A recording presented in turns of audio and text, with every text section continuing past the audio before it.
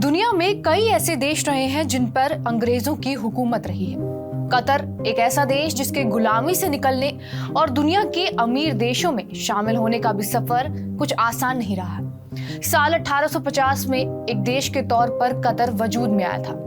इस दौर से अल थानी खानदान यहाँ सत्ता में है। पीढ़ियों दर पीढ़ियों से यहाँ खानदान के वारिस को सत्ता मिलती रही, लेकिन कतर का संघर्ष आसानी से कम नहीं हुआ। शुरुआत की जाए 1783 की तो कुवैत के अल खलीफ वंश ने यहाँ शासन करना शुरू किया था, जिसके बाद यहाँ तुर्की का शासन रहा। प्रथम विश्व युद्ध के बाद ये ब्रिटेन के संरक्षण में रहा। साल 1916 में कतर एक ब्रिटिश संरक्षित राज्य बना, जिससे ब्रिटेन ने सैन्य सुरक्षा दी और कतर के विदेशी मामलों को भी कंट्रोल किया।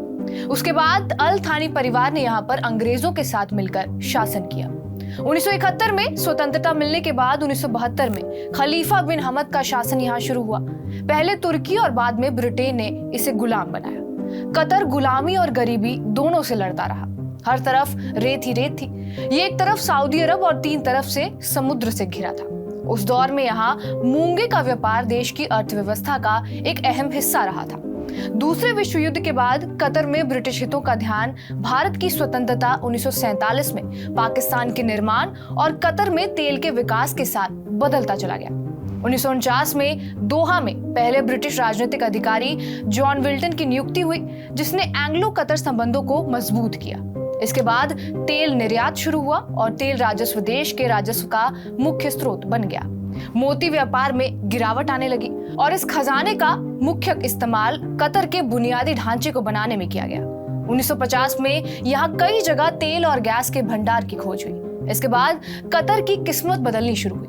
दुनिया में कतर का रुतबा बढ़ने पर यहाँ प्रवासी और निवेश पहुंचने लगे।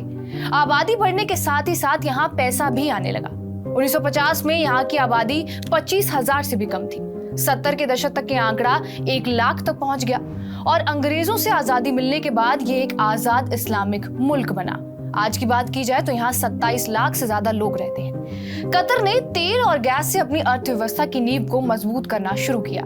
हालात ऐसे बदले कि देश की तस्वीर में नई रंगत आ गई। दुनिया भर में कतर का रुतबा बढ़ने लगा। व्यापार का भी दायरा बढ़ा। तेल के अलावा मछली के व्यापार ने यहाँ की अर्थव्यवस्था की रफ्तार को और भी ज्यादा तेज कर दिया। तेल और गैस के भंडार की खोज को कतर की सबसे बड़ी उपलब्धि के तौर पर देखा गया। यहाँ के शासकों ने देश की अर्थव्यवस्था का दायरा बढ़ाने के लिए कई कोशिशें की। नतीजा, हालात बदले और कतर ने अपनी अलग पहचान बनाई। अब हालात ये है कि यहाँ दुबई, सऊदी अरब और अमेरिका से भी ज्यादा अमीर लोग रहते हैं और यहाँ का हर तीसरा आदमी करोड़पति है। आज कतर प्राकृतिक गैस की सप्लाई के मामले में दुनिया का सबसे बड़ा एक्सपोर्टर यानी कि निर्यातक देश बन गया है। इसके जरिए होने वाली कमाई का फायदा यहाँ के लोगों को मिलता है। यहाँ के लोगों को इनकम टैक्स नहीं देना पड़ता। दूसरे छोटे मोटे नाम मात्र टैक्स के होते हैं। इतना ही नहीं, कतर अपने लोगों को पानी, बिजली और इलाज की सुविधा भी मुफ्त देता है। बहरहाल, आपका इस रिपोर्ट पर क्या कुछ कहना है हमें कमेंट बॉक्स में जरूर बताएं। बाकी देश और दुनिया की तमाम बड़ी खबरों के लिए बने रहिए हमारे साथ TV9 डिजिटल पर।